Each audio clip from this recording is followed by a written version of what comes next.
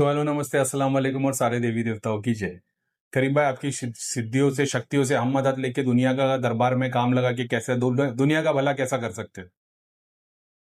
अगर तुम ये विश्वास लेके आ जाओ अपने दिल में कि करीम भाई में कोई स्पेशलिटी नहीं है, करीम भाई के अंदर वही चीज है जो मेरे अंदर, वही ह्यूमन बॉडी है, वही आत्मा है जो मेरे अंदर है। ये चीज जब तुमको ध्यान में आएगी और समझ में आएगी और तुम इसको एक्सेप्ट करने लगे, जब तुमको ये समझ में आ जाए कि किसी चीज बंदे के अंदर एक्स्ट्रा पावर नहीं है। जैसे लोगों का ऐसा बोलना है कि प्रॉफिट मोहम्मद जो थे, अल्लाह के रसूल थे, वो नॉर्मल इंसानों में से नहीं थे, वो एक अलग थे। कुरान शरीफ में अल्लाह ताला फरमा रहे कि हमने फरिश्ते नहीं भेजे तुम्हारे लिए, कमांडमेंट्स के लिए, मैसेज के लिए। नहीं तो तुम बोलते कि ये फरिश्ते, इसके लिए इन लोगों में ताकत है। इसलिए हमने तुम में से एक इंसान को चुना, यानी तुम्हारे अंदर सारी कैरेक्टरिस्टिक्स है, हमने गाइडेंस दी ताकि फ्यूचर में कोई ये ना बोले कि वो एक अलग पर्सनालिटी थे। तो ये कॉन्सेप्ट जब तुम दिमाग में बिठाओगे ना, जैसे अल्लाह के रसूल ने बताया कि अल्लाह से बात कैसी की जाए, नमाज के थ्रू। टू वे कन्वर्सेशन होता है, दुआ वन वे कन्वर्सेशन होता है कि रब बता रहे कि तुम दुआ मांगोगे तो मैं सुनता हूं, तुम मेरी तरफ एक कदम बढ़ाओगे तो मैं तुम्हारी तरफ दो कदम बढ़ाऊंगा। तो क्या वो चलने की बात कर रहा है? वो बता रहा है कि मैं तुम्हारे हाथ हो जाता हूँ, मैं तुम्हारे पैर हो जाता हूँ। वो रब बता रहा है कुरान शरीफ के अंदर कि जब तुम एक लेवल पे इबादत पे पहुंचते हो तो तुम्हारी जबान मेरी जबान हो जाती है, तुम्हारे हाथ मेरे हाथ हो जाते हैं, तुम्हारे पैर मेरे पैर हो जाते हैं। तो क्या उस खुदा के हाथ पैर और जबान है? वो बताने का मकसद क्या है कि तुम अपने आप को जब वो समझने लग जाते हो कि मेरे अंदर रब की कोई कमी नहीं है, उसने जितना उसको दिया उतना मेरे को भी दिया है। मेरे दिमाग में ऐसा कि वो अमीर है। बहुत सारे लोग बोलते हैं ना कि दुनिया भर के सक्सेसफुल लोग हैं, इन लोग किसकी पूजा करते हैं। अगर तुम अमीर होना सक्सेस मानते हो तो फिर वो तुम गलत डायरेक्शन पे जा रहे हो। जरूरी नहीं कोई अमीर है तो वो सक्सेसफुल है। ठीक है, अमीर बहुत सारे अलग तरीके से भी पैसा कमाया जा सकता है, उनसे ज्यादा अमीर माफिया वाले हैं, तो वो सक्सेसफुल नहीं हुए ना। सक्सेस अलग है और रिच अलग है। तो वो बात को, कॉन्सेप्ट को समझोगे तो तुमको आंसर अपने आप मिलना शुरू हो जाएगा। सेम चीज के वो पैगंबर, अल्लाह के रसूल ने फरमाया कि अगर अल्लाह से बात करनी है तो नमाज कायम करो। नमाज is a two way conversation between you and God. दो तरफ की बातें करती। क्या अल्लाह के रसूल अल्लाह से बात वैसे करते थे? तो फिर हम ये देखेंगे कि अल्लाह के रसूल ने बातें कैसे की थी खुदा से। तो फिर वाकया आएगा मिराज का। अब मिराज में क्या हुआ था? मिराज वो 7 डायमेंशन की जर्नी है जिसमें बताया गया है कि एक जानवर आया जिसको पर थे, और उसके ऊपर बैठ के सातों डायमेंशन क्रॉस करके गए और उन्होंने रब से मिले। उस वक्त वो ध्यान में थे, क्योंकि बाद में उन्होंने बताया कि ना मैं सो रहा था ना मैं जागा हुआ था। अल्लाह के रसूल प्रॉफिट मोहम्मद जब उन्होंने अपने मिराज का वाकया बताया, तब उन्होंने बताया कि ना मैं सो रहा था, मैं जागा हुआ था भी नहीं था, ना मैं नमाज पढ़ रहा था, मैं बैठा हुआ था, और मैंने ये चीजें देखी। हिंदुइज्म में इसके अंदर डिटेल में बहुत सारे संतों ने बताया, तो अपने पास में समझ में आ जाता है कि वही ईश्वर दर्शन की बात हुई है, अपने सातों चक्रों को क्रॉस करके ऊपर सहस्रा पे पहुंच के ईश्वर को एक्सपीरियंस कर रहा हूं। तो फिर क्या प्रॉफिट मोहम्मद ने गॉड को देखे? बिल्कुल भी नहीं। उन्होंने बताया, अगर कोई बताता है कि अल्लाह के रसूल ने यानी प्रॉफिट मोहम्मद ने गॉड को देखा है तो वो झूठा है। कन्वर्सेशन जो ध्यान में वहां तक पहुंचा है उसको पता है कि जब भगवान हमसे कन्वर्सेशन करता है तो उसको हिंदी में बोलने की जरूरत नहीं पड़ती, वो बिना बोले अपने को सारे आंसर मिल जाते हैं। वो एक्सपीरियंस होता है। वहां पे तुम गॉड की तरफ देख सकते हो, गॉड को नहीं देख सकते। तुम आसमान की तरफ देख सकते हो, पूरे आसमान को नहीं देख सकते। तो वो आसमान से बड़ा है गॉड, है कि नहीं? उसको एक्सपीरियंस कर सकते हो, देखना अलग है। ये बातें बताई तो हम लोग ने ये देखा कि भाई प्रॉफिट मोहम्मद ने बताया कि गॉड से बात करने का तरीका ये है, तो गॉड को देखा जा सकता है। तो फिर प्रॉफिट मोजिस की बात आ जाती है, मूसा अलैहि सलाम की, कि जब कोई तूर पे गए उस पहाड़ पे और उन्होंने बोला कि रब मैं तुझे देखना चाहता हूं, तो अल्लाह के रसूल अल्लाह ताला ने फरमाया कि नहीं देख सकते, इन आंखों से नहीं देख सकते। तो इन आंखों से नहीं देख सकते रब को। फिर उन्हें पहाड़ के ऊपर अपनी मतलब एक फ्लैश आया, अपना नूर दिखाया, खाली की झलक, तो पहाड़ बोले फट के रेजा रेजा हो गया। सेम चीज आती है कि जब शिव की थर्ड आई खुलती है तो सामने वाली चीज भस्म हो जाती है। क्योंकि रब को जब आप गॉड के बारे में पढ़ोगे तो बताया जाता है कि गॉड को जिस चीज ने घेरा हुआ वो एक लाइट है।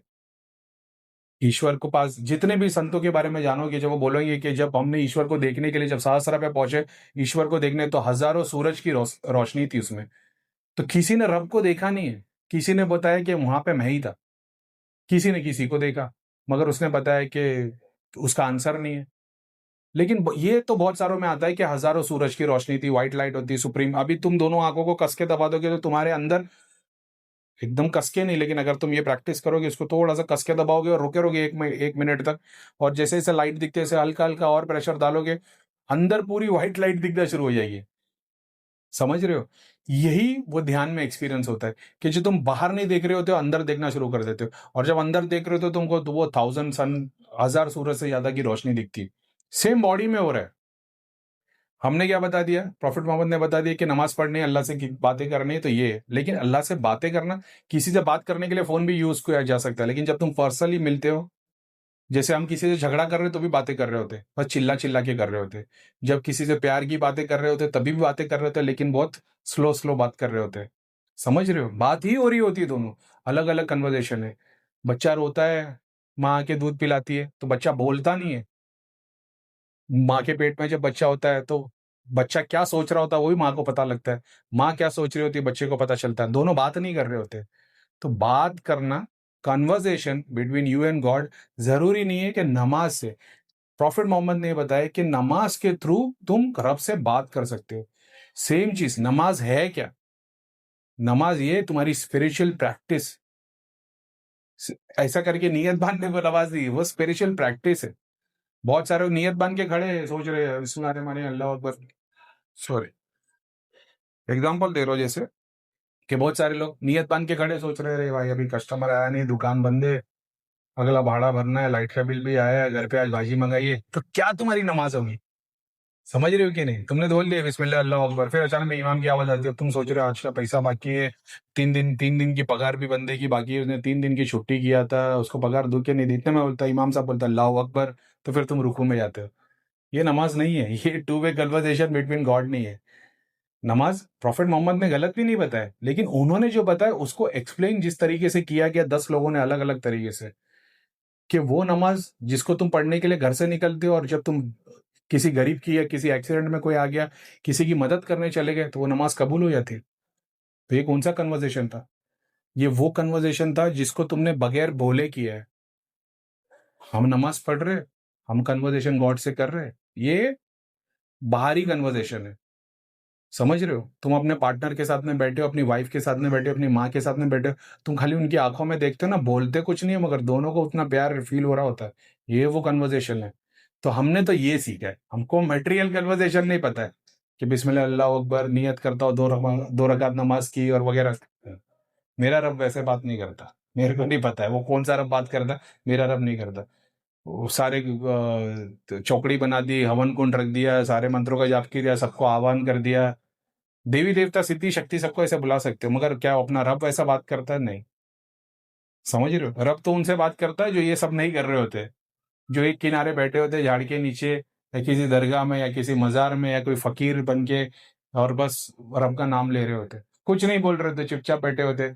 फूल को देखते हो, फूल खिल रहा होता, वो खुश हो रहे होते, वो हवा को देखते, परिंदों को उड़ता देखते, उनको खुशी एक्सटेसी फील हो रही होती है। ये हो रहा है वो कन्वर्जेशन, जहाँ पे बोला कुछ नहीं जा रहा है। ये हो रहा है वो कन्वर्जेशन। समझ रहे हो? जब तुम समंदर देखते हो तो तुमको खुशी महसूस होती है, तुम सूरज को देखते हो, सनसेट देखते हो, ये सारी साइंस है।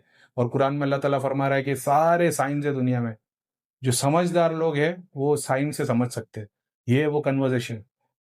तो जब तुम वो कन्वर्सेशन समझना शुरू करते तो तुमको हाथ जोड़ के फोटो के आगे जाप करने की, भगवान का नाम लेने की जरूरत नहीं पड़ती। तुम चुप बैठे हो, तुम्हारी आंख से आंसू बह रहा है, और उसको सब पता है और वो मजे लेता है, क्योंकि तुम जब खाली बैठे होते हो और अपने रब को याद करते हो, और तुम्हारी आंख से आंसू गिरने लगते हो, और तुम दिल में खुशी भी हो रही होती है, दुख नहीं हो रहा होता, और आंख से आंसू बह रहे होते, और वो रब हंस रहा होता है, ये वो कन्वर्सेशन। इससे तुम आगे बढ़ते हो, 1.25 लाख जाप से नहीं। करीम भाई आपने तो बताया ज्यादा से ज्यादा जाप करो। वो जाप कैसे काम करेगा, मैं वो प्रोसेस बता रहा हूँ कि 1.25 लाख करने की जरूरत नहीं है। जब करीम भाई ने 1.25 लाख किए, उससे एक चीज हासिल हुई। लेकिन जब दूसरों के लिए करना चालू किए, पितरों के लिए करना चालू किए, प्रेत के लिए करना चालू किए, मुक्ति के लिए करना चालू किए, ये सब करे, तो फिर 1.25 लाख का 12,000 हुआ, 12,000 का फिर 1,000 हुआ, 1,000 का फिर 100 हुआ। आज की डेट में 12 बार भी पढ़ता हो तो 1.25 लाख से ज्यादा शक्ति रखती है। 1.25 लाख पढ़ने पे एक शक्ति आई थी, आज एक बार पढ़ने पे 12 शक्ति आके खड़ी हो जाती है। उस लेवल पे तभी पहुंचा जा सकता है जब अपने दिल में अपने के लिए जगाना। सारी जगह उस रब ने ले ली, अब वो रब फोटो में नहीं, आसमान में भी नहीं है, जिसमें तुम ढूंढ रहे हो उसमें मिल जाएगा तुमको। जब उस स्टेट पे पहुंचोगे तो फिर फूल में भी रब नजर आएगा, पेड़ में भी नजर आएगा, जानवर में भी नजर आएगा, इंसान में भी सब नजर आएगा। वो स्टेट पे जब पहुंच जाओगे हर किसी के लिए, तो किसी करीम भाई की ज़रूरत नहीं पड़ेगी, किसी गुरु की ज़रूरत नहीं पड़ेगी तुम्हारे को वो स्टेट पे पहुंचने के लिए। वो स्टेट पे कैसे पहुंचा जाए, इसके लिए भक्ति, कर्म, ज्ञान, ध्यान, चारों से तुम पहुंच सकते हो। भगवत गीता में बता दिया, कुरान शरीफ में बता दिया, ये तरीका है प्रोसेस। तो रब से कन्वर्सेशन प्रॉफिट मोहम्मद को कैसे हुआ था? जब वो ध्यान में थे, उन्होंने 7वां डायमेंशन क्रॉस किए, एक्सटेसी फील हुई, रब को मिल गया है, उन्होंने खुशी दी। अब जब वो जर्नी पे थे तब उन्होंने दूसरी मस्जिद भी देखी ऊपर से। तो जब ध्यान में हम भी आत्मा से बॉडी बाहर निकलती तो हमने भी अपने घर की छत देखी, ये देखा है। अभी अपने एक भाई है, उसने बोला कि भैया करीम भाई, जैसी सुबह में आँख खुलती ना तो मेरे को बादल नज़र आते, घर के अंदर सो रहा है, बाहर नहीं सो रहा है। जब मैं एक टाइम ऐसा था ना, जब मेरी आंख खुलती थी, अब मैं सोता था ना, तो मेरे को मेरे जैसे मैं सो रहा हूँ ना ऊपर आंख बंद करके, मेरे को मेरी बिल्डिंग की टेरिस की टाकी पे ना, मतलब बिल्डिंग का जो पानी का टैंक है वो दिखता था। तो मैंने गौर से देखने की कोशिश की ना, तो मेरे को पाइप के पास ना लाल कलर का कपड़ा बंधा हुआ दिखाई दिया। उसके बाद मैं एक दिन टेरिस पे चढ़ा देखने के लिए, और तुम यकीन नहीं करोगे टेरिस पे लाल कलर का कपड़ा बंधा हुआ था। ये मेरे घर के पलंग पे से सोते हुए मैं देखा था। मतलब जब सुबह जागता था या जब भी रात में सोने के लिए आता था, आँख बंद करता था, तो मेरे को टेरिस से आर पार मतलब दिखाई देता था कि यहाँ पे टाकी, यहाँ से पाइप जा रहे। तो मैंने सोचा कि ये एक भ्रम है, लेकिन फोर्स करके देखा तो मैंने वो चीज़ देख पाया था। फिर जब मैं ऊपर गया तो मेरे को पता चला था ये कोई बहुत बड़े करिश्मे की बात नहीं है, ये प्रेत के थ्रू भी देखा जा सकता है। जैसे वो एक भाई ने मेरे को वीडियो भेजा, बोले करीम भाई दृष्टि का आपका जो काम है, मेरी दृष्टि खुलने के बाद ही मैं ये तरीके से देख सकता हूँ क्या? तो पेपर पे लिखा हुआ कोई आँख पे पट्टी बांध के पढ़ रहा था। मैंने बोला ये वाला काम हम लोग जब धाम में शुरुआत में थे ना तब ये करते थे कि बुक में क्या लिखा है, कौन सा पत्ता हाथ में, मोबाइल पे कौन सा कलर है, ये सब उस वक्त करते थे। तो ये आज की डेट में तो मैं ये भी बता दूँ कि वो होता कैसे। जो बंदा तुमसे वो करा रहा है, मान लो 5 जन बैठे हुए, 5 जन में से मेरे को ये देखना है कि सबसे काला ऑरा किसका है, उसके बाजू में एक प्रेत को खड़ा करना है आज्ञा चक्र पे। अब प्रेत बोल दो, शक्ति बोल दो, जो भी चीज़ बोल दो, वो बंदा पूज रहा है उसको, तो वो उसको तो भगवान बना देगा। वो शक्ति उस बंदे के बाजू में आगे खड़ी हो जाएगी आज्ञा चक्र पे, और फिर वो शक्ति उस किताब के उस हिस्से को देखेगी और वो इमेज उस बंदे को जिसकी आँख पर पट्टी वो इमेज दिखाई देगी। यही है। तो ये कोई पहाड़ काम नहीं है, ये तो और आसानी से हो सकता है। जो अपन जो दृष्टि की बात करें, डायमेंशन देखने की बात करें, लोक दर्शन की बात करें, ईश्वर की बात करें, वो तो इससे करोड़ गुना ज़्यादा पावरफुल और बड़ी चीज़ है। तो ठीक है, तो ये चीज़ हो सकती है। तो बताने का मकसद ये था कि जब ये सोच लोगे ना कि किसी करीम भाई की ज़रूरत नहीं है, किसी एक इंडिविजुअल की सिद्धि या शक्ति की ज़रूरत नहीं है। अगर मैं सिद्धि और शक्तियों से काम ले रहा होता, मैंने क्या बताया, मैं प्रहलाद की तरह काम कर रहा हूँ, ईश्वर का नाम लेते जा रहा हूँ, उसी से सब काम हो रहा है। अगला बंदा ये देख के ये बता रहा है कि भाई इसके पास तो 2 जीन है, उससे थ्रू काम हो रहा है। जैसा मैं बता रहा हूँ कि भाई सदगुरु के पास में हर डायमेंशन पे, हर चक्र पे एक शिव दिखाई देता मेरे को, 7 शिव दिखाई देते, हर एक चक्र के शिव। यानी उसने हर शक्ति को हटा के तंत्र के थ्रू, सदगुरु ने शिव को अचीव करके उधर बिठा के रखा है तंत्र के प्रोसेस के थ्रू। भैया तंत्र के प्रोसेस है, राइट में सिद्धि खड़ी कर जाती है। तंत्र यानी कोई गलत बात नहीं है, तंत्र यानी प्रोसेस है, समझ रहे हो? तो वो अगर तुमको टेक्निक आती है, प्रोसेस आता तो कोई नुकसान नहीं है।